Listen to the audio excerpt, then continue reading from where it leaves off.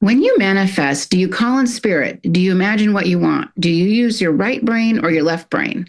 Well, I'm Laura Van Tyne, and I will be hosting a manifestation mastery course this coming January. And this isn't going to be your typical wishing and hoping and vision board kind of course. We're diving into strengthening our intuition, removing those pre-programmed belief structures, and working in the quantum field and more to help you achieve what you want and you deserve. Join us now by clicking on the link below. The Boundless Authenticity Podcast. A big thank you to all our new subscribers and followers. If you're not following the show yet, be sure to hit that follow button right now. Boundless Authenticity is available on Spreaker, Spotify, Apple, Rumble, and sometimes YouTube when they're not censoring me. I recommend using the Spreaker app. It's free, no sign up needed. Just hit play and enjoy. By subscribing, you'll get notified when new episodes drop, and you'll help the show reach more listeners, which means we can bring on the guests you want to hear from. New episodes drop 3 times a month, the 6th, 16th, and the 26th. Mark your calendars. Laura Van Tyne returns, and as you may know, if you haven't listened to the other 2 episodes yet, then you're in trouble with me. Go back and listen to those after this. But she's a remote viewer, author, and spiritual guide specializing in quantum healing hypnosis, soul retrieval, and entity removal. I'm sure there's lots of other things as well. Laura has a deep focus on overcoming spiritual barriers, and she helps individuals reclaim their soul sovereignty and unlock their true potential through her work, including her book, Soul Tribe. And how many books do you have now? Like 10? Laura I've got three. Yeah. The next one is How the Unseen Energetic World Impacts Us. Okay. And the third one is Battle with the Dark Side, My Journey from School Teacher to Exorcist. Okay, well, Laura provides tools for etheric protection and spiritual growth, guiding others on their journey to connect with their higher self and spiritual team. Laura, what's been going on with you? It's been busy. I had the craziest thing happen to me in Miami last week, by the way. Yeah, let's start with that. All right. Okay, this is crazy for me. So I'm at the Miami airport, and Miami's full of portals anyways. And I'm running late because whatever. And then I get there and I grab a bite to eat before I get on the plane because it's like a 7-hour plane ride. And I'm at airports, they have that little like belly bar, the long skinny table that you could just stand up and grab a bite to eat. I'm doing that. There's nobody around me. And these 2 elderly women walk up to me. And they said, "Hey, we're going to the city," which is where I was going to. And they're talking to each other. It kind of piqued my interest. They're like, "Oh, can we, do you mind if we join you here?" I'm like, "Sure, no problem. There's plenty of places everywhere, but whatever, that's fine." Well, we start talking. They're asking me questions. And they just start asking me questions about spiritual things. And what do I think about this or that? And what do I think about vaccines? And they're just peppering me with these questions. And it was a lovely conversation. And they're like, "Oh, may we shake your hand?" I'm like, "That's kind of odd. Okay, sure. Here's my hand." And shake their hand. And then we're all going to the same place. But as I watch them walk away, one goes to the left, one goes to the right, and they pixelated away. They disappeared. Okay. I was like, whoa. But yet I shook their hand physically. Wow. Yeah, I think they were, they're shapeshifters, of course. I don't think they were nefarious. Mm-hmm. But I was definitely on high alert after that. But I literally watched them pixelate away. Mm-hmm. That was really trippy. That was just like 3 days ago. So, wow. Yeah. Yeah. So there's no such thing as no such thing. Right. Yeah, I feel you. So let's see. I asked you what we were going to talk about because I basically scheduled this, but because of the nonsense that's been going on next door to me, I've forgotten about what we said. Yeah. So we talked about a few things. One was how does some of this stuff work, right? How does that unseen energy work? How is it that some places are haunted and some are not? Okay. And what we can do about it? Because the last time we were on, we talked about we were having a lot of interferences, so much so that I thought you put your face on the screen as a photo. Mm-hmm. And you were frozen the whole time. But I thought you put up a photo of yourself because the words coming out of your mouth were never stuttering or never delayed. And I thought, well, that's okay. That's interesting. And so, and then you were surprised about that. It's like, what was that? I thought you put up a photo. And then in this process, when we we're working on this, I think we saw a creature come walking by, maybe outside your window or something. It was on your Ring camera, maybe, or something like that. Yeah, it was on my security camera. I sent you that afterwards. Right. Yes. Like a couple of days or a couple of weeks afterwards? Yeah. And there was this thing just walking down the driveway. So there's a huge driveway that leads down to the beach, and it goes right past my guard wall. And at the time, there were some buildings there that were occupied by Chinese laborers that were working on a high-rise building further down that direction. Okay. And but that building has had a history of just bad luck and being abandoned. I think it was abandoned for most of my childhood for like 20 years. And then it was finally renovated and turned into apartments. And some people were living in there up until about a year before those Chinese laborers came. But then the property was sold. And yeah, so basically weird stuff happens over there all the time. Like we used to see these figures in the windows and stuff when we were growing up. I remember my cousin would get like a blowpipe and just like put rocks in it or whatever he could find, just like, and break the windows because we would see the way, the way that we would see the figures. It was almost like it was a reflection of some person in the window. So it wasn't like a physical person looking out through the window. So he used to break them. You know, it's interesting because properties that are haunted accumulate hauntings. Mm-hmm. And so what I mean by that is I think most places in the world, people, if I say this concept in English, I think it translates in other languages too, that when we drive down a road, there's always this road or where this curve is that there's always crashes and accidents, people die. In English, we call it dead man's curve, right? So you know, people die in this little chunk of space. Why is that? Right? Because what happens is the person or the initiating event, somebody dies there. They do not cross over. They're standing there. Suddenly they were ejected out of their body and they're like, I don't know what to do. And they stand on this corner. So then you get somebody like you or I who is psychically sensitive and we see somebody standing there and we go to look and then we get hit. And it starts to build up this massive portal of like negative energies. A ghost energy is actually negative energy. Ghost energies are negative because it's not that they're bad people. When we leave these physical bodies, our karmic time here is done and we need to go back home to the higher realms. Lingering as a ghost is not healthy for the soul. Talk about soul sovereignty. The best thing we can do is learn how to cross over our loved ones. And we can do this by simply bringing in angelic teams. I'm requesting a team of angels to take my loved one or not so loved one back home to the heavens or the higher realms right now.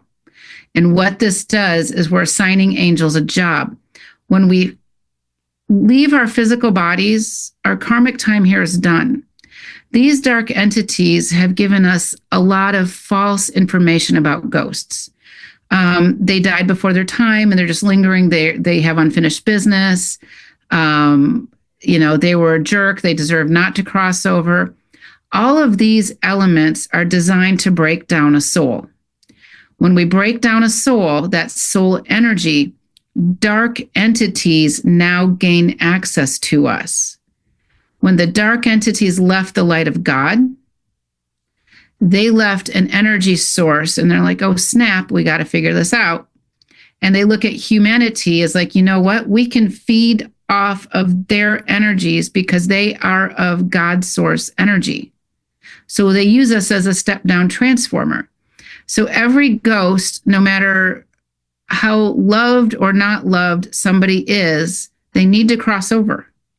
And a lot of times they need help. It's probably the biggest spiritual travesty, I think, that we can experience is the light side just kind of lets us linger because we have free will to cross over. So we're working on that process. Let's just clean it up. But back to your place, there's something in that building, and it could have been the energy of the original developer. There could have been some type of initiating event that happened. Maybe, ships coming in and a battle ensuing. Okay, so let me jump in there because I think you're probably right on top of it. So that the buildings that were there were erected in 1938.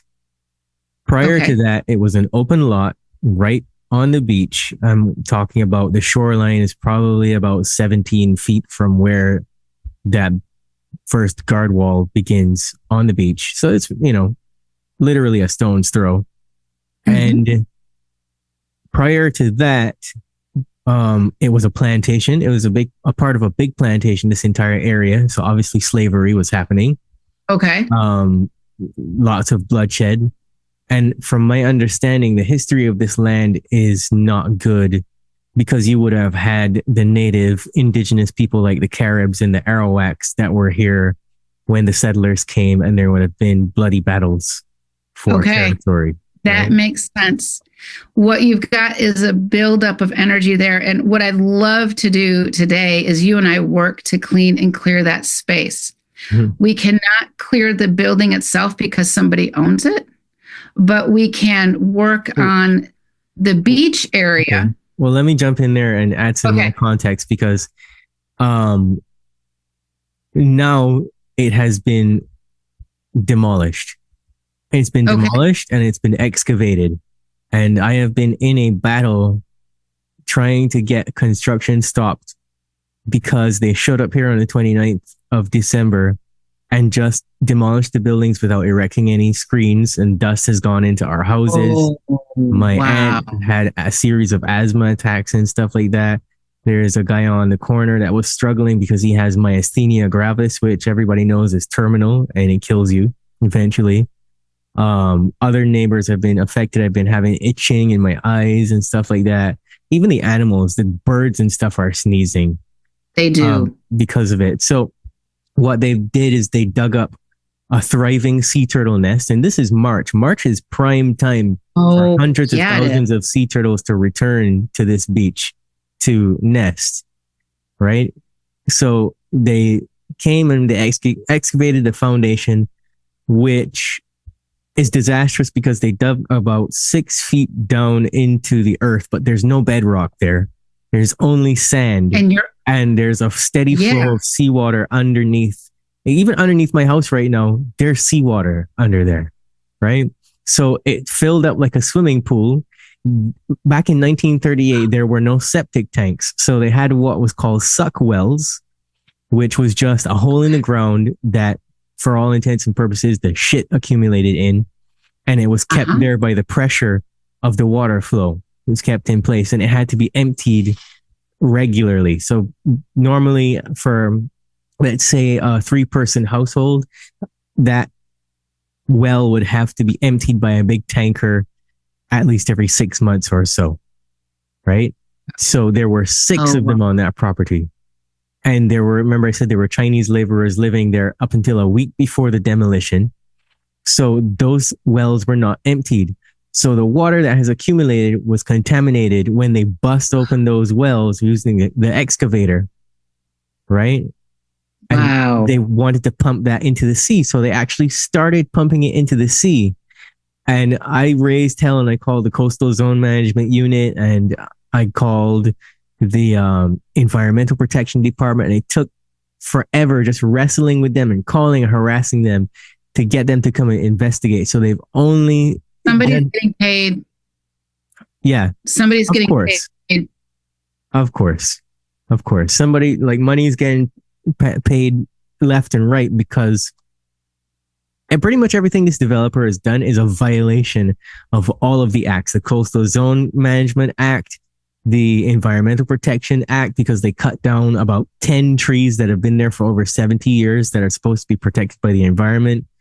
And you're not supposed to do that. You can only trim them if you own the land. You can't cut them down, right? So they've defaced the whole thing. They've just done a whole bunch of stuff. And what I think happened when they busted those buildings and they dug that foundation is they allowed for any trapped entities within that space to spread out because things have increased like pestilence, vermin, mice in everybody's homes, cockroaches like crazy, all kinds of stuff. Wow. So I think that they have let loose the beast, so to speak. Yeah. In doing so, because I haven't had anything like spiritual visitations or attacks or anything happen to me personally in years. And any activity that's been in or around my house has actually slowed down since I got the doves and stuff, the white doves. I believe that they're some kind of spiritual protection for one reason or another. Yeah, but they're very cleansing also.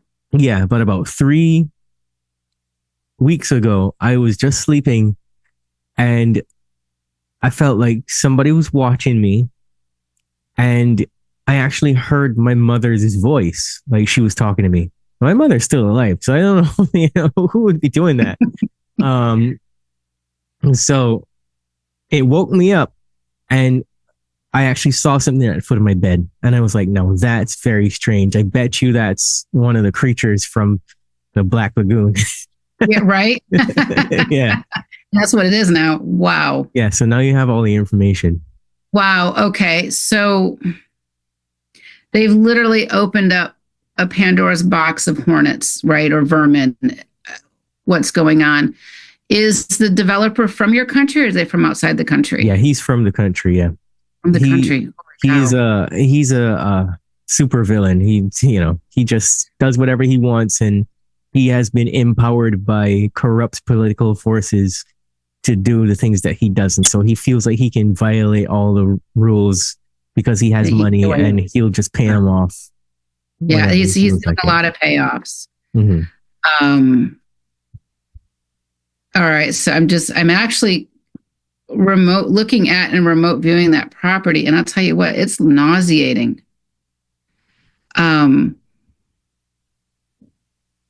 Wow.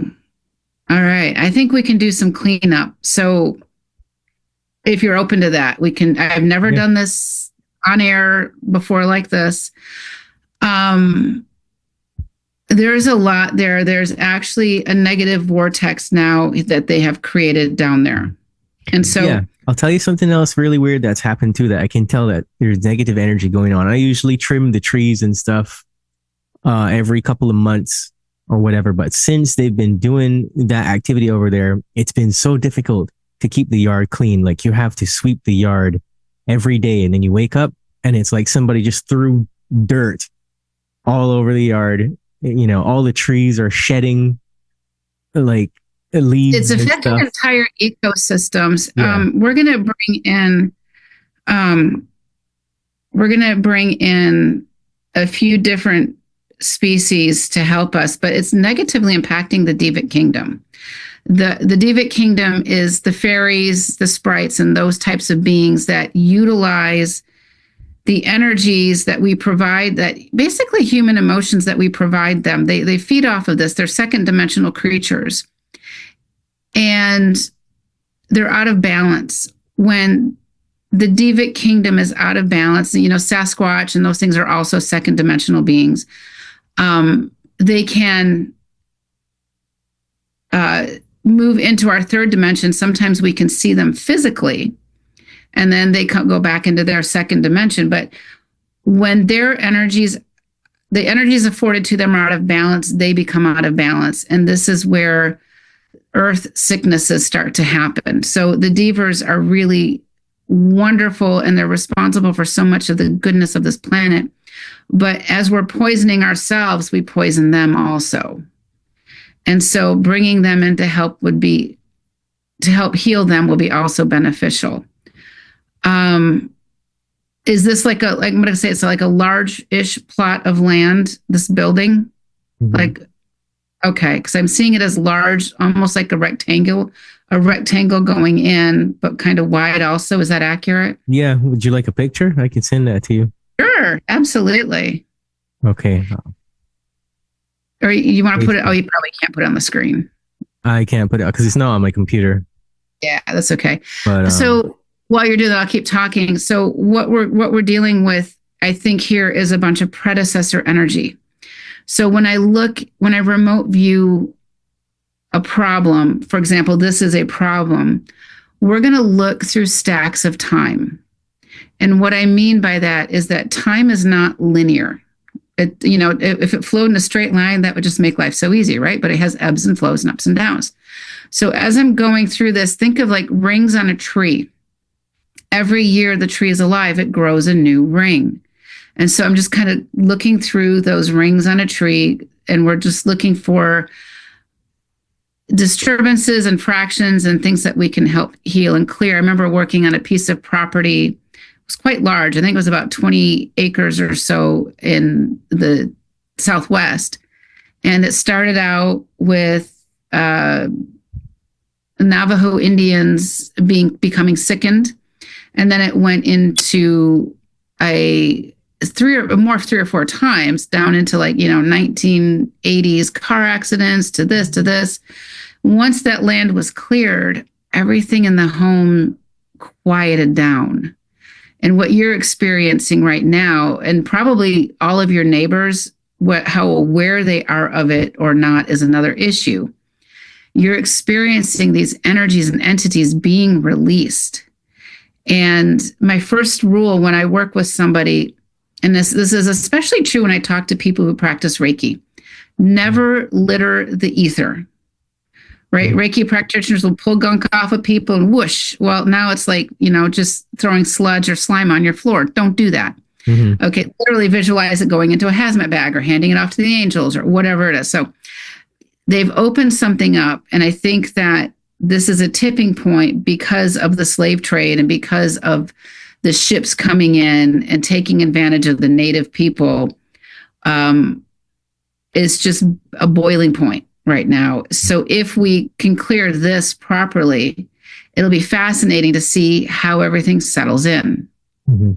So I've sent you some pictures that you can see the land, you can see a little bit of the beach and stuff like that. You can get a better picture in your mind. All right, they're coming. I'm assuming it was a text message or WhatsApp? Yeah, Facebook Messenger. Facebook Messenger, I'll grab it. And so there's a lot of it that there's so much that we don't know, right? So much that we don't see, but there's all these explanations, etc. That, that's exactly, yep, a small strip of land. So I'm just going to explain what I'm seeing. Is I'm seeing like a strip of land, you're right, about 20 feet or so into the ocean. And then where the fence is, that's where they're taking down the building, I'm assuming. Mm-hmm. Yeah. And is this that's the new thing they're building? Wow. Yeah, so you can see where they've excavated the swimming pool. Look at that. Yeah. That is, I'm stunned that they let this happen because you're also, and we're all kids, right? So we remember the time when we were kids and go to the beach and we dig a really deep hole and the water comes in. What happens, right? It shifts the whole hole. So it's the same concept. Yeah. All right. So let's clean some stuff up. All right.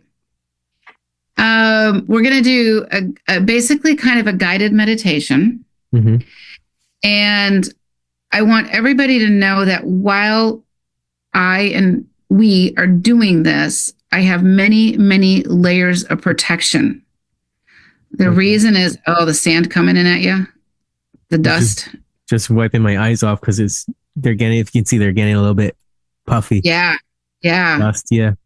That is insane. I mean, my gosh, that is like in the United States, that would be such a lawsuit. I know. Wow. So while we're doing this, I have many layers of protection that I don't necessarily talk about. And we're going to create some containment fields, all right, along the way. Right. And we're going to do this over the water. So I want in your mind's eye to you and I are standing on that beach. Okay. And you and I are, and we're going to face the sea, okay, for right now. And we're doing a physical form of remote viewing right now, which is going to go into an etheric form of remote viewing.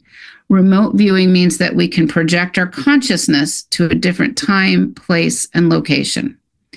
And so I can remote view in the physical and in the ether. Some people are only in the ether. Most psychics are in the ether, which is the spiritual realms. And some people remote view in the physical earth plane. And think about our government systems they have remote viewers. All of them do. Not just the US, not just Russia, but they all do. So, all right, you and I are on this beach. Mm-hmm. We're facing the sea. We're going to go inside of a tetrahedron, a 4-sided pyramid. And I'm doing some elements to this pyramid to keep it strong and safe. And we are not leaving the space, and we're not having anybody come into the space, okay? Okay. Over the water, I'm going to have you and I are going to create a very giant, large golden circle, like a golden ring. All right. I want to go like 500 meters big. Okay. Okay. Normally it's not this big, but I think we're dealing with predecessor energies. Inside there, we're going to place many tables of warm comfort foods, hot bread, warm tea, native foods. We're going to bring in some golden healing blankets. And they're telling me we're going to have a separate table that is it's a child-sized picnic table full of cupcakes with just sprinkles, like a party atmosphere, okay? Okay. All right. I'm going to say this message out loud, and I want you to say it in your mind's eye, and anybody listening can do the same. Okay. Our intention is on this piece of land. I do not want people to mess around with this. This can be really dangerous. So I really caution people to try to do this on their own. This is 20 years in the making for me, okay? It's all about spiritual safety. Here's the message. You say it in your mind's eye. I say it out loud to anybody who is cold, lost, or hungry. No matter how you lived, no matter when you lived, no matter how you died, you need to go into that circle right now. There's no guilt. There's no shame. There's no blame. There's just warm food and warm blankets, but you have to go in right now. And the reason why I add the no guilt, shame, and blame is because those are low frequency triggers that prevent most people from crossing over. So we're eliminating those barriers. To anyone who was in an accident, died in war, died of starvation, illness, you need to go into that circle right now. And we're just going to stand back and observe. And I'm going to ask you, what are you picking up? I'm seeing and stuff. You and I are going to compare notes, okay? Pretty much from the time okay. Tell me what you're seeing. Give us a little bit of a description. You put forward that invitation, I started seeing these looks like somebody cut up a t-shirt, like a white t-shirt or t-shirts of different colors, just going into that thing. Just like a limp cloth, a really big cloth that's just been ripped to shreds. That's what it looks like. Yeah. And soul fragments. When we die a traumatic death, a piece of our soul breaks off. So think of it this way. We're being chased in a dark street, and the perpetrator grabs us by the jacket or by the hair or skin. They don't capture us, but they take a piece of us, right? Mhm. Those would be like soul fragments. Okay. Mhm. All right. I'm sure I Does just it saw feel like something that looks like a fog go through that circle. that would be soul fragments? Yeah, Mhm. absolutely. And we're just going to keep collecting them. And do you feel like there's still stuff going in? Yeah, there's a lot of them going through there now. Yeah, this is freedom for them. Do you feel like they're all human or could they be something else? I want to say they're mostly human. Yeah, I feel like they're mostly human too. This is just the first layer. Um, we're just going to send out that message again to anybody who's cold, lost, or hungry. Now is your opportunity. There's plenty of food, there's plenty of blankets, but you must come right now. I'm pretty sure I just saw something that looked like a little girl, actually, a human little girl. You know, let's see if we can focus in on her for a moment. I'm going to ask some questions. I want you to listen for the answers, and then we just compare notes. If I get something different than you, don't assume I'm right, you're wrong. We just work through the problem together, okay? Gotcha. All right, let's focus in on that little girl. About how old do you feel like she might be? 7, maybe. Yeah, okay. Yeah, all right. I'm getting 6 to 7. All right. And do you get an idea of her skin color? Dark brown is how it Okay. looks to me. Okay. Do you get an idea of what she might be wearing? Looks like some kind of a dress, maybe. Okay. Do you get an idea of what era it might be from? Like, does it feel like it's traditional dress? Does it feel like it's 1960s, present day? 1960s. You actually hit nail on the head with that one. Okay. All right. I didn't mean to say that part because I don't like to lead the witness, but Yeah. And I was just about to say, it looks like kind of like 1960s. It's like a light pink to my perception, but it's fluctuating. So it could be, it looks like it has a red cross Okay. stitches, like some kind of a red pattern near the hem of the dress. Yes. All right.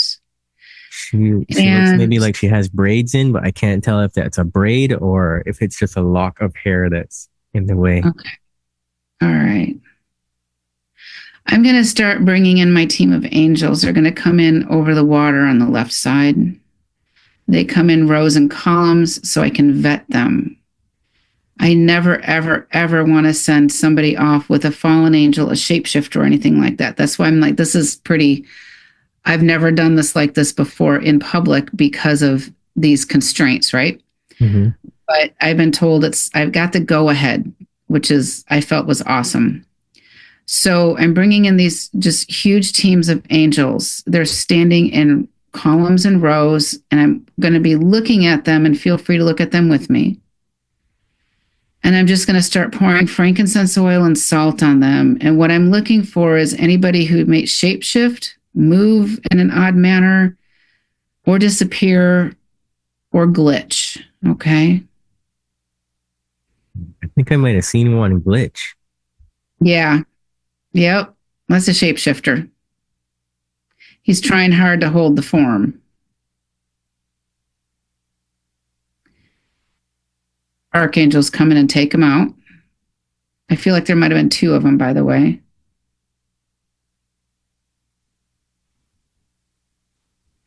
All right. I'm going to have them take him to the appropriate realm for processing.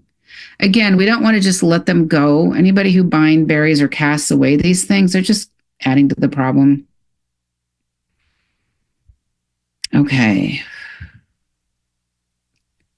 I'm asking that a pair of angels, whoops, sorry, that was my thing hitting there. I'm asking that a pair of angels go to the little girl that is in that circle and let me know when you feel like they're there. Okay. All right. We're just going to ask her a couple of questions. All right. Let's just ask her, is she hungry? And I want you just to listen for the answer. I'm asking her, are you hungry? She appears to be nodding her head yes. We're going to have the angels give her one of those delicious cupcakes. All right. They're going to put a blanket on her shoulders. I feel like she's cold. I'm asking her, are you cold? She's nodding yeah. Yeah. Okay, sweetheart. Are you surprised to be here? She doesn't seem that surprised. It's a very shy answer. Okay. All right. Do you know that you've died? That was a no. Okay. I agree with that, by the way. She's not very No. verbal. She's like shaking her head yes or no. Yeah, I think she's a little surprised. All right, I'm going to ask her this question. Do you feel safe? Right now, do you feel safe? I'm getting like a very weak yes. Yeah, it's a little too good to be true for her. Mm-hmm. Were dark things chasing you? Scary things chasing you? That's a yeah. Oh, honey. Almost like she didn't want to answer that. Yeah. I'm telling her right now that she is so brave, and I'm so grateful that she can help us.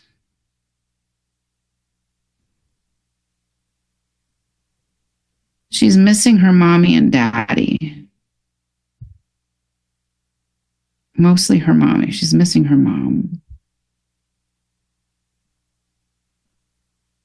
All right. These angels have her, and I'm just going to ask her, do you want to hold their hands? It's a definite yes. She seems Yes. surprised by that question. Yeah.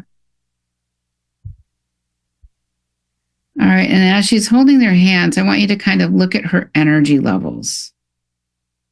And do you notice any shifting within her? Yeah, her energy level seems very low in terms of being able to project. Yeah. I'm kind of amazed she made it into the circle.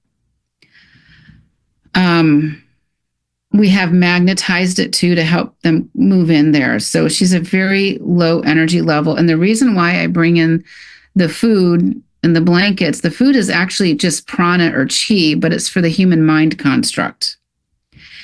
And it helps them to, as they're quote unquote eating this energy, it raises their vibrational frequency, because what we want to do is we want to get their soul energy strong enough to cross over into the higher realms without harming them or even just like causing them pain. I mean, in the beginning, I didn't know what I didn't know. Without raising their vibrational frequency, you can actually harm the soul. Mm-hmm. And so we're doing this for everybody that's there. And this applies to soul pieces and soul fragments as well. All right, sweetheart. Is there anything? Actually, let me ask her this question. Do you remember what the moment you died? That was a very sheepish uh-huh. Okay. Can you tell us? And you don't have to be scared.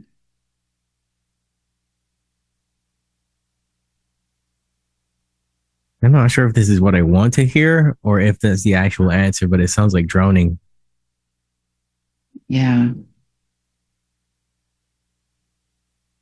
Let's just ask her, did you drown in the water? That was a big yes. Mm-hmm. All right. Was your family here for vacation? I'm getting a no. No, they lived here. I got the same thing. Okay. All right. I'm asking her, do you want to go back home to the heavens, to the higher realms? And I like to use kid words for the children. So she can meet Jesus. She can meet whomever her faith structure is. Right. Are you ready to go home? Yeah, she's ready. All right. We're going to have the angels take her to the appropriate realm of the heavens right now. And just let me know when you feel like she's gone.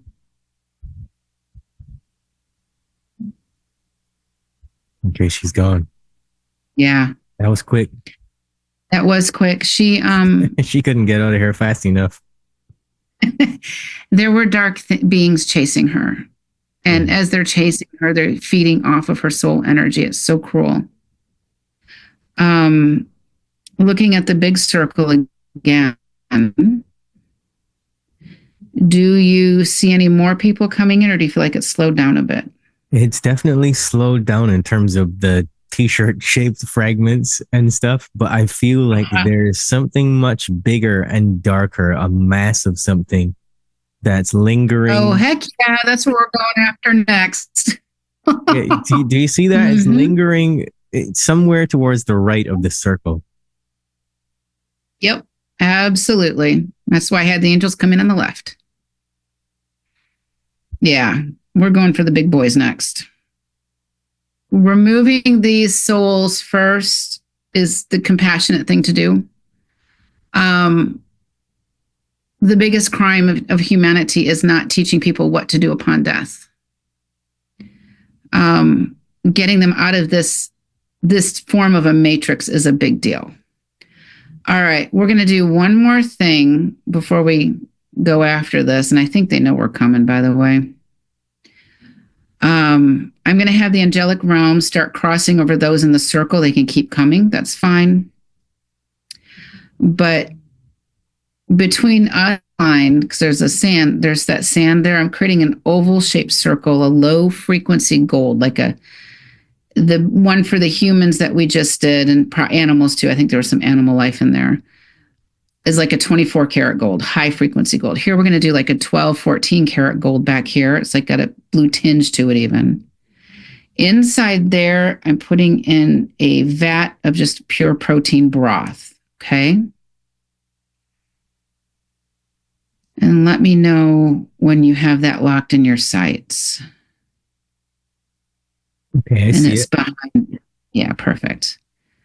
What I'm going to do right now, I'm telling anything that can hear this, and this may expand lengthwise on towards the left side. But what we're going to do is I'm telling anybody out there, there's free energy, free food, but you have to come right now. You do not have to give it to your bosses. This is yours to keep, but you have to go into the circle to get it right now. There is no punishment in here, but you have to come right now. If I have to come after you later, it will not be pleasant. But you need to come in right now. I'm seeing a few coming very quickly. Yeah. Do you get an idea of what they might look like or feel like? They kind of look like, one of them especially looks like a very tall gentleman. Okay. Black hair, dark brown skin. I would say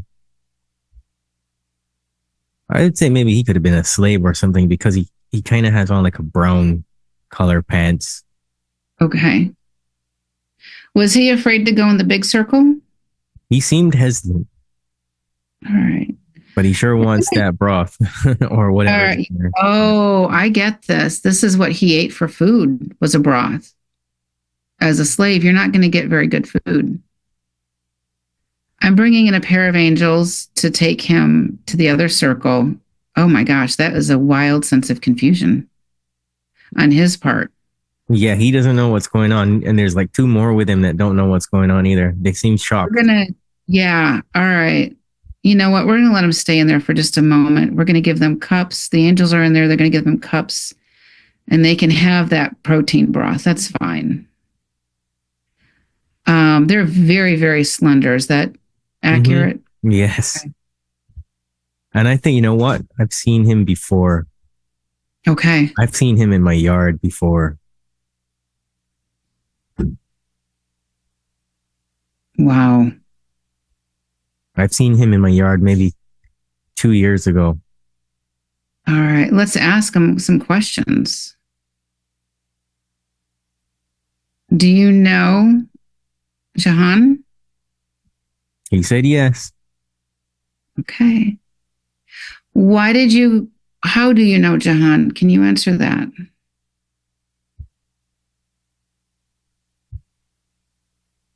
He's saying that he likes to hang out between the houses.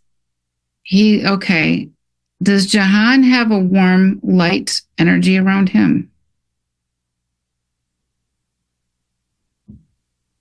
He nodded, and I think he's trying to say more. I'm just not sure what he's trying to say. Okay, let's see here.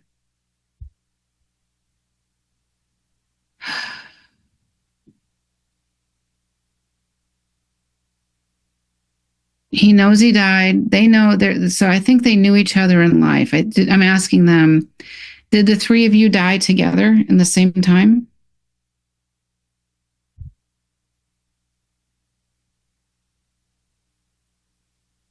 I'm getting a yes on that. I'm getting a yes. I'm almost seeing like they're talking amongst each other now. Like they're happy to be acknowledged. Yeah, and I'm telling them, do you feel safe? You realize, oh, they came into this circle because I said, free food, you don't have to give it to your bosses. So if you're a slave, you have bosses. So this is interesting because I have not had humans come into this circle, but this makes so much sense. Right. He seemed a little bit confused because when you asked him if he knows me, it's like he wanted to say that he also knows my dogs because my dogs have barked at him before too. Okay. All right. Did you live on this land? That's a hard yes, a quick yes. Okay. All right.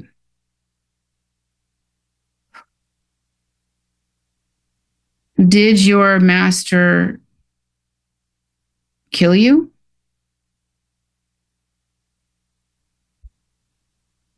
That seems like a yeah to me.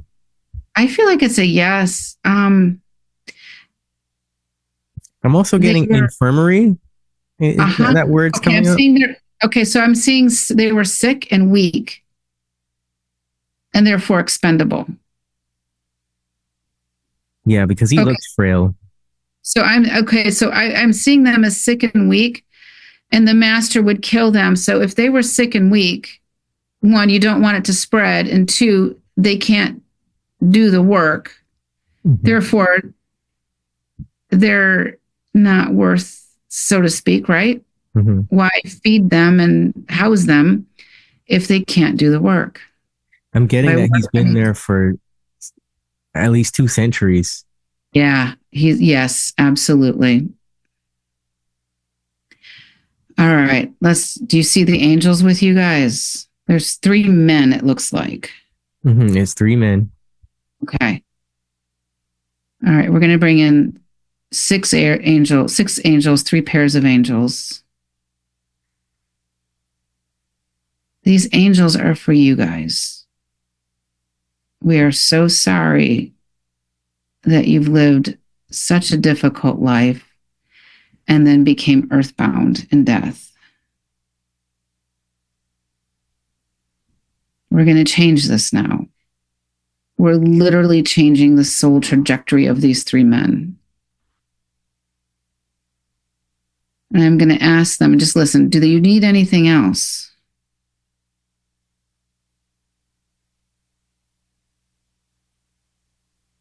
I'm getting a sense that they don't really want anything else except to go. Yeah. All right. We're ready. We're just going to have the angels take them to the appropriate realm right now. And when I say that, it's always the higher realms. Very fascinating. That's where they thought they needed to go. Mm-hmm. All right. We're going to try this circle again. And we're looking for, I'm going to say, vermin of sorts, etheric parasites, lower realm entities, those little things that give energy to the vermin that your neighborhood is now experiencing. And so we're going to do it again. I'm going to have the angelic realms redirect any human slaves that may go into there, okay? We're going to stop that process and have them go to the bigger circle. I think I just saw one that looked like an older woman, but she went right through. Okay. No question. Yeah, that one with the table full of more elegant food is where every human needs to go. The fact that these three men, they're slaves, they're waiting to eat till after everyone else eats, right? They get the scraps, they get the broth.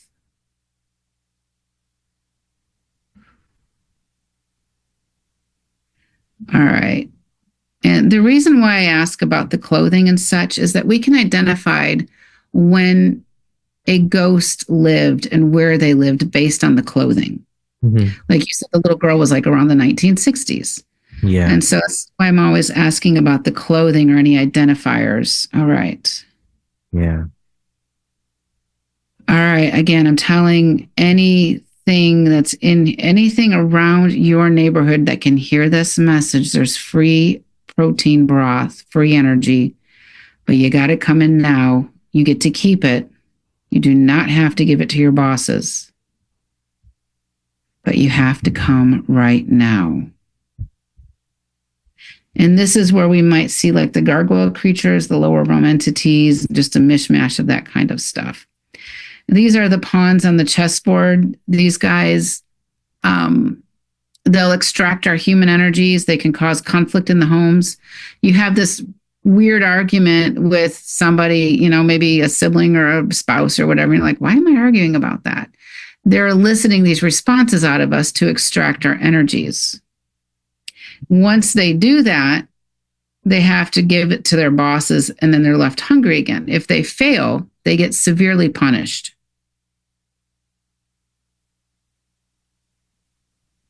All right. What do we see going into that circle? Anything at all? The way you were talking, I think I saw a few things. Okay. I was going to say something that looked like an octopus almost. Yeah, those are the types of critters that will go in there. Yeah. Yeah. Okay. Now, I'm going to have the angelic realms close up that big circle when they see fit. I'm going to create a very large containment field in the sky. It's over the water and over the sand. We can make it over your home because we have spiritual jurisdiction there. We don't have spiritual jurisdiction at your neighbor's house. But what I'm going to do is something I'm just going to start pulsing. It's something I just all I call it. I've got no explanation for it. And while I'm doing this, we're bringing in massive teams of essentially like a spiritual police force. And we're going to start pulling up the negative entities. And I already can tell you which kind are here. Holy hell, I can see something. Yeah, what are you seeing? I'm seeing something that looks like a man beast, almost. Mm-hmm. Ugly looking creature. He doesn't want to go anywhere. No, we're going to just... He's hanging on. Yeah. I'm literally pounding a staff in the ground to shake it up. And I'm creating a negative spinning vortex to go up into that containment field right now. And I'm just going to do a few things in my mind's eye to get them all in there. So just give me a moment here.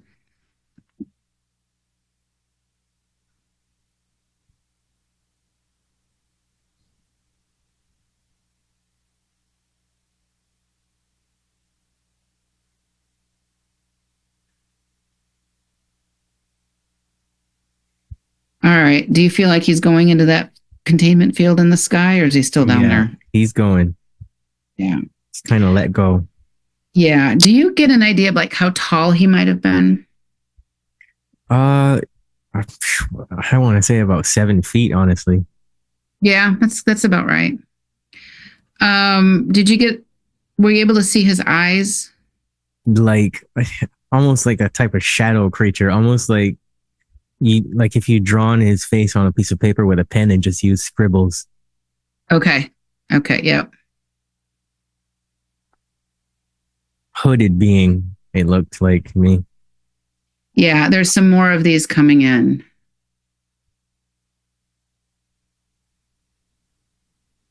We're going to really focus in on healing the land. And as we're healing the land, they cannot stand the vibrational frequency and they're going to get pulled up even more. Yeah, the frequency's gone up. I can feel it, and my bird's here jumping around. I can tell he Oh, feels are it. they? Yeah, one of my birds is jumping around. He just jumped off his perch. Okay.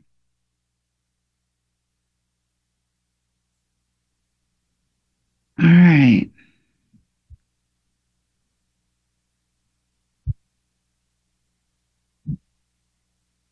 I guess because a lot of my psychic senses are auditory, I can almost hear the frequency going up an octave, Excellent. like a high whistle. Excellent. Yeah, it's going to keep going up. What we're doing is we are basically shaking everything up so they cannot hang on. And then they just get sucked up.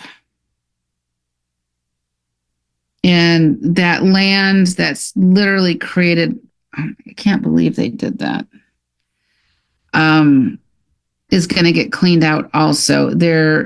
Earlier, I did see a lot of Chinese people. I feel like it was older Chinese. Like, I don't know if the Chinese I know what you mean. I'm not sure if they were Chinese or if they were Arawak. They looked like... Okay. All right. Okay. There's a lot of that going on into that main circle in the beginning. Yeah, like you could tell by their clothing that they weren't really well off, you know? Yep. Yeah. Just all like right. stuff was pieced together. Yes. And hence the fragmented t-shirt concept, right? Yeah, exactly. Yeah. All right. Looking out right. Let's go from left to right. Where would you most not want to go? Where would I most not want to go on that beach? Yep. Definitely to the right. Okay. I still feel really heavy energy down there. Yeah. In your mind's eye, can you see like there's a yellow wall next to the construction site? Yeah, there's something going on there. Yeah, there's some heavy energy that's lingering right there. That developer may also have a heavy energy about him. He does. He's not like he has a very mousy body language. Unassuming, right? But there's something dark about him when you look at him in his face. You can tell it. Yeah. We're just going to start cleaning this up.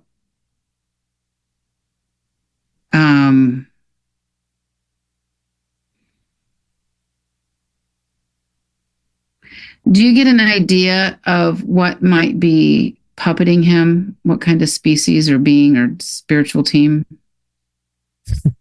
If I had to guess, I would say something almost reptilian in nature.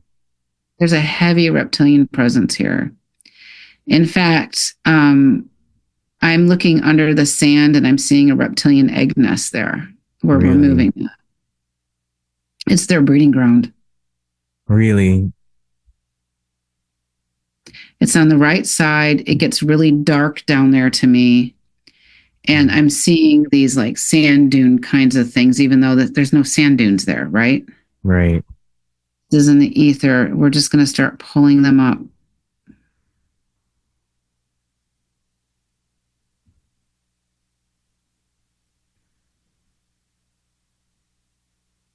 So as you started pulling that up, the frequency went up real quick. Yeah, there's a lot. I'm also willing to bet that there's an underground reptilian civilization down there. I would not doubt it. We can take our tetrahedron that we are in. We're not leaving it. And I want to go below the ground, below the sand. Okay. I'm making certain requests that were camouflaged along the way. Okay. Okay.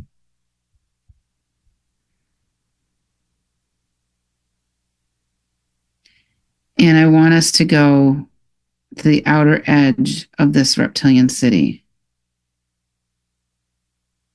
And let me know when you feel like you can pick some stuff up and sense some things. Yeah, I'm sort of sensing some movement. Yeah, me too. Cavernous is the word that I would use. Yes. Okay. I'm just going to ask you this question and let me know if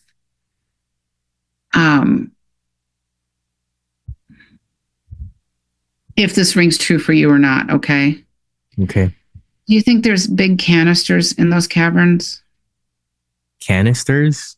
Big cans of like house-sized cans of, that's the best word I have for it. I'm seeing like containers. Okay. Maybe not like a house, but like containers.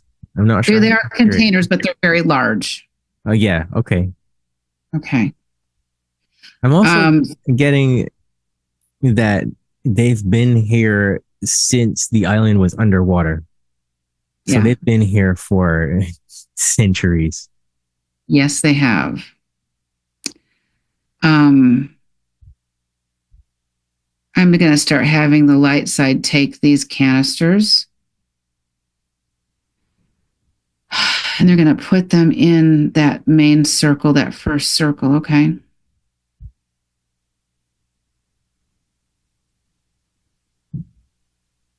I'm looking to see if they have any replication technologies.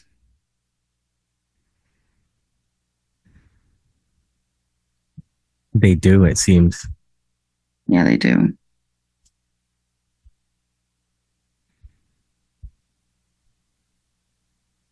I want to go slow.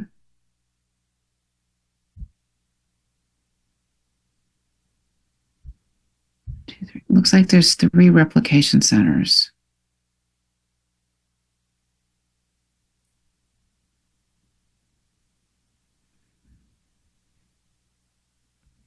I want to look for the technology center also. I'm seeing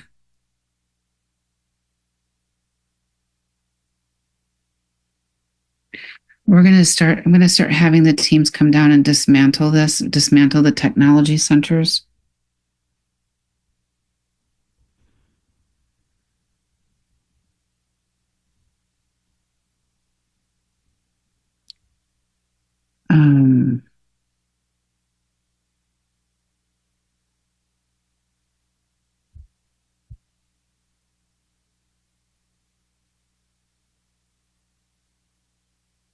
This goes down deep also. I see that. It's going all under my house. It's going all under, like way back, almost to where there would be like the highway. This is huge. I didn't know this existed in this part of the world. I'm trying to look as far as I can, and I can see like remnants underground of where the swamp used to be. I don't know if you're getting a sense of that. And they're under. Okay, I'm getting a sense of murky water. That would be a swamp. Yeah.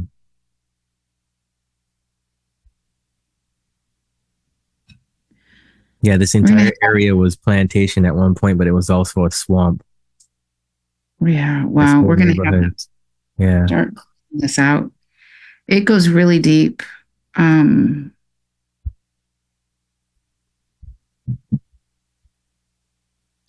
bringing in the light beings to start cleaning this up. Because you and I don't have them all day. I'm kidding. Yeah. They're dismantling the technology centers first. And they're going to start disabling everything. And then we're going to run, when they're done, a specialized liquid crystal throughout that. We're going to collapse. There's pocket dimensions down here too, by the way.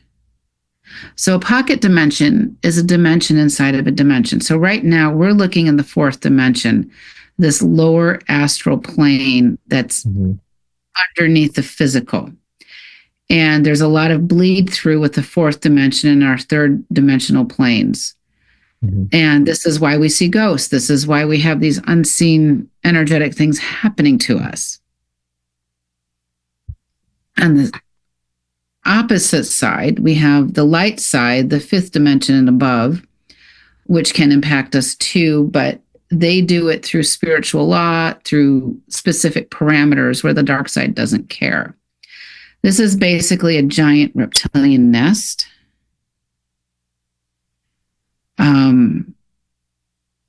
I'm being told they're going to finish cleaning this up. This was needed. It could not have happened until this building went down. Yeah, I always used to say that the building there was infected in a way. That's the something sinister. It's the epicenter. So until this building went down, what it did was it opened up an excuse to see what's really happening deep under the ground. Mm-hmm.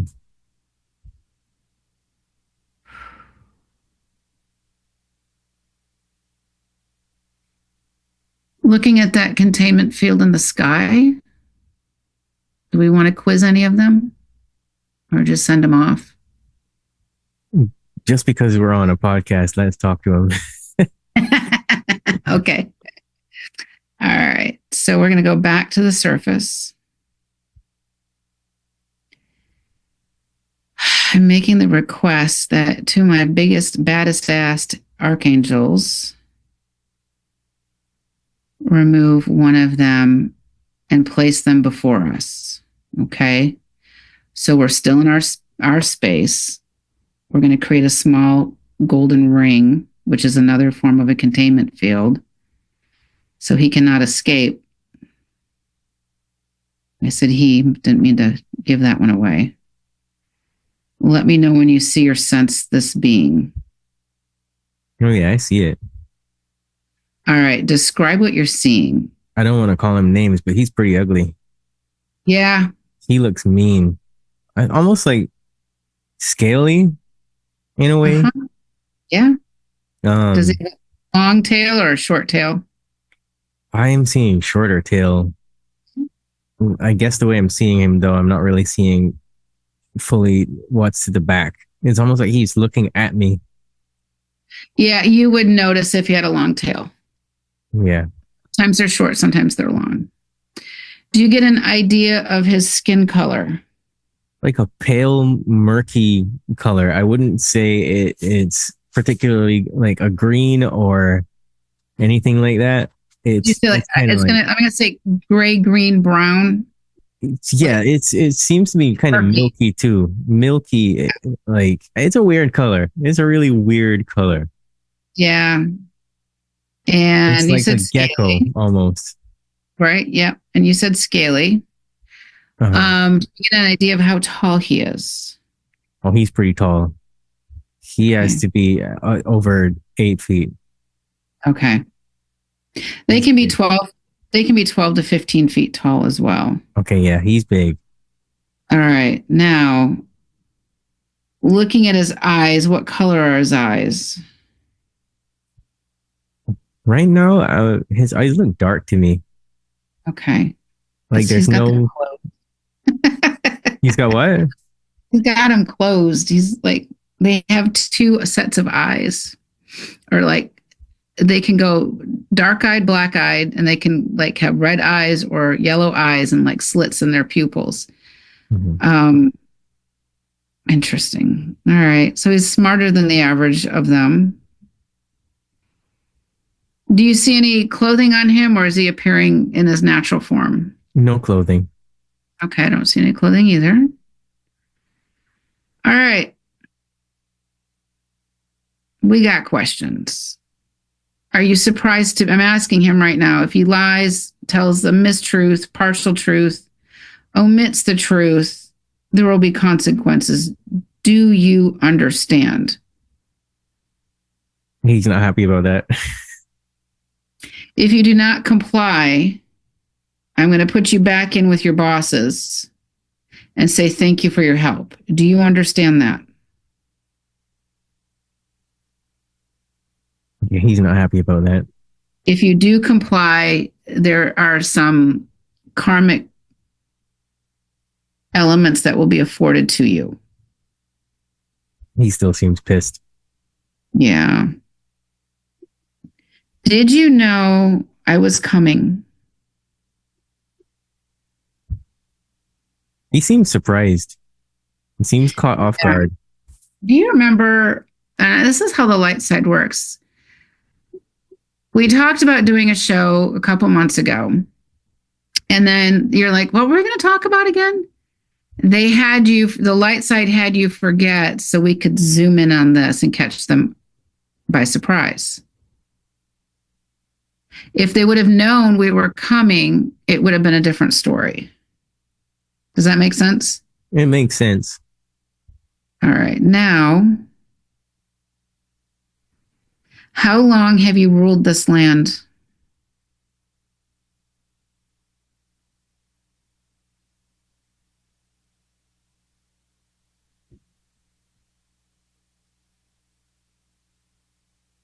I'm not getting a specific answer from him. I'm not either. He may not know that, in all fairness. Do you remember Atlantis? I feel like that was a yeah. He had a big yeah on that one. He didn't say it, but his body language said it. Yeah. He doesn't like the fact that we're asking questions. No, this is they're used to being in charge. I'm going to ask him, do you like humanity? No. Are humans more like servants to you? That's a yeah. What is in those canisters? Let me rephrase that. Do you know what are in those canisters? Why am I getting the answer like food? It is food.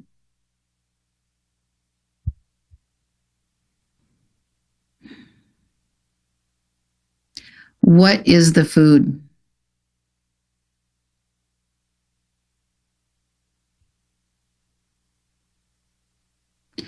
Do these canisters, he's not answering. Mm-mm. Do these canisters originate from the Lyran Wars? It sounds like a no to me. Yeah, I got a no on that. Okay. Are there angels in these canisters? It seems like he's saying maybe. I'm going to say that's a yeah. Doesn't want to answer that one. No. Are there humans in these canisters? That's a yeah. We're going to have the angelic realms break open those canisters and release them. They won't go outside of the circle because this is a healing circle. Remember in the beginning when I said that they use us as food? Mm-hmm. This is why it's so important for every ghost to cross over, even the Jeffrey Epsteins of the world, because they utilize this energy to feed themselves. It's not just humans, but it can be light beings also that they've captured in various wars. These canisters look newer than some of them I've seen. That's why I was asking about the Lyran Wars.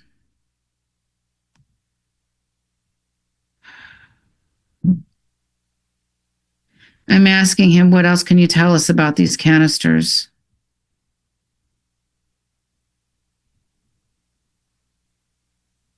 He doesn't really want to say.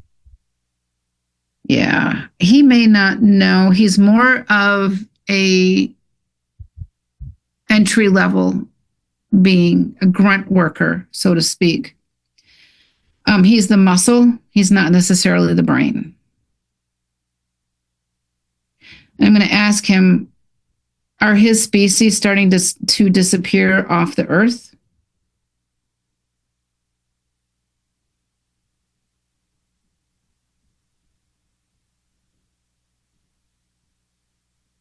I feel like that was a non-answer, but also a yes. Yeah, that would admit defeat, right? He's not cooperative at all. No, he's not. I'm going to sprinkle some dragon's blood resin on him. It's not a pun intended, but it's a high frequency tree resin. Mm-hmm. Fun fact, it's what the Catholic Church uses to remove the dark entities from the church before the people come in. Mm-hmm. Those smokers, those thuribles. Mm-hmm. So we have to ask ourselves, why do the churches need to be cleaned? Yeah. All right. I'm asking him or telling him we need some answers. Your bosses cannot hear these conversations. Do you understand that?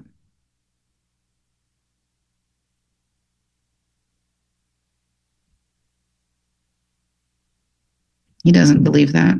Yeah. He's skeptical. All right.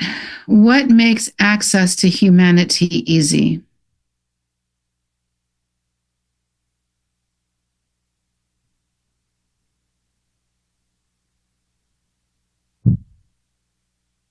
It's almost like he's saying it's easy. I heard, yeah, I literally heard they're weak. All right. If we're so weak, how did you get trapped? Oh, that pissed him off.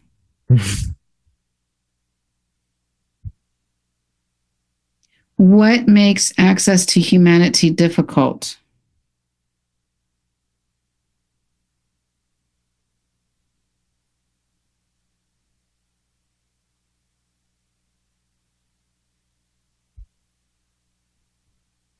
There's only a few they feel are hard to get to.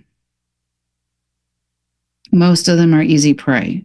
He has an energy of superiority about him, the way he answered that. Absolutely.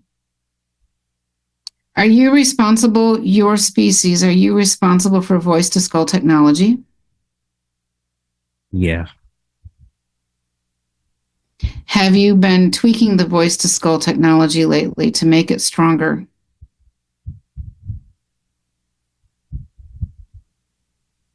Yeah, he's proud of that one. What makes it hard for you to implement voice to skull technology on certain humans?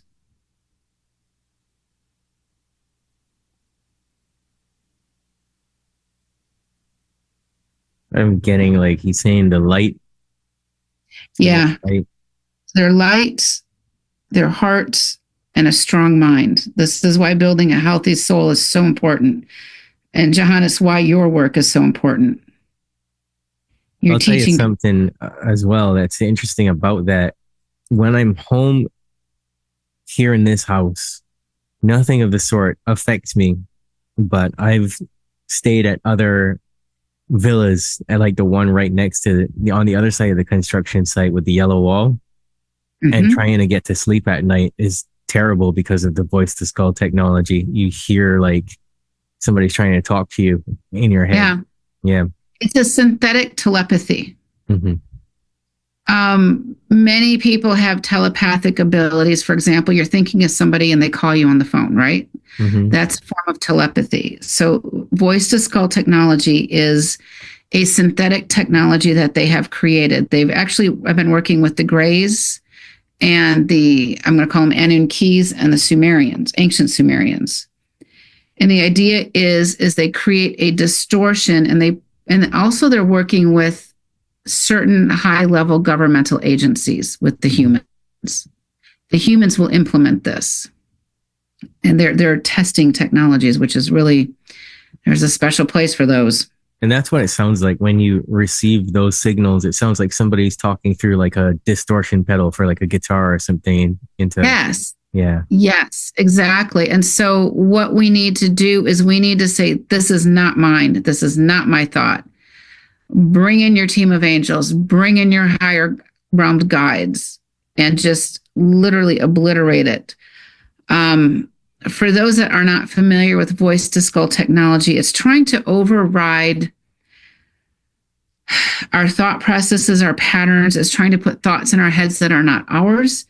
They use distortion to create a very uncomfortable frequency within the body. And it starts to break down that soul energy, the body energy, all the energetic bodies. It breaks down that so that they have greater access to us. And so the voice to skull technology, I've never discussed this before, by the way. So our crown chakra, soul star chakra is the top of our head. It actually embeds like close when it embeds and you're hearing it, but it has not embedded within you because you would know that. It's like right behind the crown chakra on the base of the head. And then it has these long, I'm going to call them like arms or tentacles with these little suction cup things that go into the cerebral cortex. And the cerebral cortex operates many things for the brain. Let's put it that way. It's vital. And so they're trying to control humanity this way. Mm-hmm. So we can break out of that matrix. If we feel that we are dealing with voice to skull technology, sometimes we need help from a practitioner, but make sure you know that practitioner is worth their weight in gold and platinum combined, okay? Mm-hmm. You don't want anybody weak. You don't want anybody compromised. You don't want anybody, if they have a serious health problem, if your practitioner has an addiction problem, you just need to run. Mm-hmm. Your soul health is worth it. So with the voice to skull technology, they're trying to create a quantum field by combining their particles with brain matter particles. A form of a quantum entanglement, so to speak. And so we can break that with certain visualizations, especially if the technology is not embedded deeply. A 22% salt solution, visualize yourself pouring over yourself. You can do certain detox physical baths to help support that and just submerge yourself in the salts. This is a really big deal. I keep seeing more and more of it lately. Mm-hmm. The reptilians and the grays and these other beings are working together. I call it the unholy trinity, to create this because humanity is starting to break out of their grasp. So now they have to work together. And I'm looking at our friend in this containment field and I'm like, isn't that right? He's amazed that you know all this. Yeah. I like targets on my head, and let me tell you, no kidding. He doesn't like it. Yeah. And the time is now to come out with it. I've been sitting on this for a year and a half or 2 years now. I've never said a word about it. And I keep getting more and more clients that are afflicted by this. It's really, it's cruel on a good day. And so we're just going to blow the doors open with this. I actually asked my team in the middle of the show, can I talk about this? And they said, yes, the time is now. All right. I'm asking him.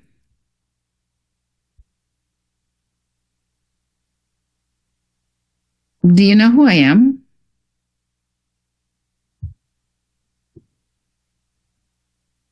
I think he does.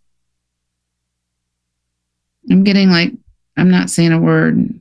I was just curious. He's kind of like looking around like he doesn't want to answer that question.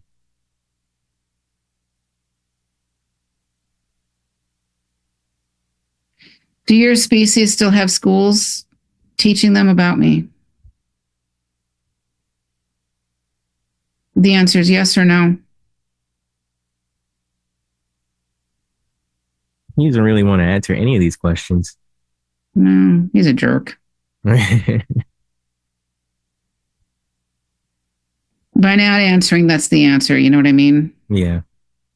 Okay. I was just curious. I got nothing else for him unless you do. No, let's just get rid of him. All right. We're going to have the angelic realms. These are actually higher, different species of realms that are going to be removing everything that's here. The big containment field, the circle, the oval shaped thing. I'm having them take everything to the appropriate realms of the higher realms for processing right now. And then what we're going to do is you and I are going to create a violet flame that goes from the deepest depths all the way through the heavens. And then we're going to bring down a rain of salt. So the violet flame will transmute the energies and the salt is going to clean and clear it. So we're cleaning all the lands that we have spiritual jurisdiction for. Okay. And this will just take a moment. And this practice, anybody can do in their own home as well. Bringing up a violet flame to clean, clear, and transmute any negative energies, stagnant energies, and then bring down a rain of salt. And what it'll do is it'll clear it all up. And because of the transmutation process, you're not littering the ether this way either. And for those that are just kind of learning and practicing, you can just visualize yourself pouring down, just a rain of salt on this pen, for example. Just imagine, hold this pen, feel it, touch it, and just visualize salt going over that pen. It's cleaning and clearing the pen. As you become stronger, growing your spiritual muscle, you can start to clean and clear your home, your rooms, etc. And as you clean and clear your homes, don't forget about the electrical, the water lines, between the walls, all of that. It's a really good, easy spiritual practice we can all develop, and it's free. That's the best part. All right. I want to thank all of the light beings that helped us today. We're sending them our love and blessings and gratitude for the experiences and the help they've afforded us today. And with that, we are closing everything up right now. Never leave a doorway open. Okay. And I know it's dark where you're at, but I want you to kind of look around and feel the energies around you. Do you notice any differences? Oh, yeah. There's a huge difference. I mean, monumental. It's very light. Excellent. The air of itself is very light as I'm breathing in. Yeah. Isn't it amazing what it can do? It's almost like somebody put on 10 air purifiers. Isn't that, it's wild, isn't it? Yeah, it is. This helps wildlife. It helps humans. It helps the planet Earth.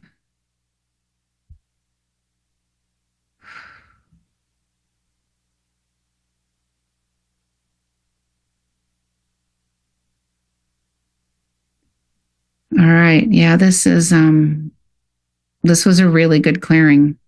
Okay. It's going to be extremely helpful. The hardest part is dealing with the humans. Okay. So I deal with dead people and reptilians and all kinds of nasty stuff all day long. Dealing with the humans is the hardest part because you can't cross them over. So the developer who's rather nefarious, he's a problem still. Yeah, he's going to be a problem. I can tell. We can return his energy. So, and this is, there's many types of hauntings, the dead that haunt the living that can haunt the dead. When the living people haunt the dead people, it's more often like the loss of a child. The grief is so great, they're not letting their child cross over. Not to be mean, they're just sad, grief-stricken.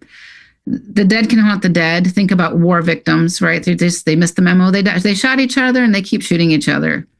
The dark entities can haunt the living. The dark entities can haunt the dead. But the living haunting the living is the hardest one to deal with, which is so ironic because we're supposed to be helping each other. So, yeah. Awesome. Wow. That was incredible. Well, thank you. And thank you for having me on and allowing me to do this. So thank you. Yeah, thank you. I'll let you know how things go. Maybe my chickens won't like wake up in the middle of the night and crow anymore. Oh, they may be in less pain. They're feeling some pain, from the contaminants more than likely. That may fix that. Yeah. I have this client in Australia. I think I mentioned it to you. I'm going to give her tell the me about that. Oh yeah. So I don't even know how she found me, but she's like, I've been listening to your stuff, and there's this other guy named Jahan who has this podcast, and you really need to go on the show. And I'm like, I know Jahan. Wow. Yeah. I thought that was pretty cool. Yeah. So she's following it over in Australia. So her first initial is T. I don't want to out her because I don't have her permission, but yeah. So that was fun. Well, if she's probably going to listen to this episode, so send me an email. Let me talk. You know what? I'll do that. Yeah. All right. Let me make a note here. Yeah. Okay. Yeah. Anyways, that was just a fun little thing because it can be such a small world at times. Yeah. Yeah, definitely. Yeah. Wow. Well, I feel like we've used up our time constructively. I think we did. Yeah. That was awesome. Thank you. Well, thank you again. That's some insane stuff. I don't think I've done anything like that ever. But I get that. That. I literally sadly I'm not short on work, okay? But when that day happens, the earth is in a better place. Right. I take what I do very seriously. I do not dabble. I do not safety first, always safety first, because you could see with what we were doing, if I wasn't doing certain things properly, we could have caused a lot of problems for you, for me, and anybody in your neighborhood or anybody listening, right? So we have to be respectful of what both sides of the fence can do, the light side and the dark side. And a big part of what I do is because I've been studying how the dark side works. It's not the most fun thing in the world, but it needed to happen. I mean, literally, I go from hells to heavens all day long, and it's a huge frequency differential. In the beginning, I couldn't figure out, like, half the time I'm like, okay, where am I at kind of thing, right? I'd be like half out of my body and stuff. So it's spiritual muscle that gets built, and I'm very blessed to be doing this work. I'm so very blessed to be doing this work. I have the best spiritual teams out there. So for that, I'm very grateful. Yeah. And there's my sermon. Well, Laura, thanks for being on the Boundless Authenticity podcast. Thank you. Tell everybody where they can find you and leave us with a little bit of information about the newest book. It's thekarmicpath.com. I'm on social media under The Karmic Path. You can get the book on Amazon and on Barnes & Noble. The third book is a book of my personal stories with a how-to with it. It was kind of funny. Somebody bought the book. I was speaking somewhere, and she bought the book, and she's like, I want to buy it, but I don't want to buy it because I don't want to be scared, because it's literally my battle with the dark side, journey from teacher to exorcist. And I think it's got a cool cover, but it's kind of dark with light in it. It's a juxtaposition of light and dark. And she goes, I was so scared. And I get this email from her. I was so scared to read the book, but then I never laughed so hard. You are so funny. And it's just, several, these are true stories that happened to me, and I'm sharing them because they happen to other people, and what worked and what didn't work, and why. The big issue with spirituality is we got to ask the why. Many times people forget to ask the why. The why is so important. So those are the books. They're on Amazon and Barnes and Noble, and I've got online courses for spiritual self-defense if anybody's out there trying to help themselves. So we've got a lot of opportunities to help as well. Awesome. Fantastic. Thanks for being on. Awesome. Thank you so much. You're welcome. I'll have you back again soon. You can be guaranteed. Thank you. Thank you.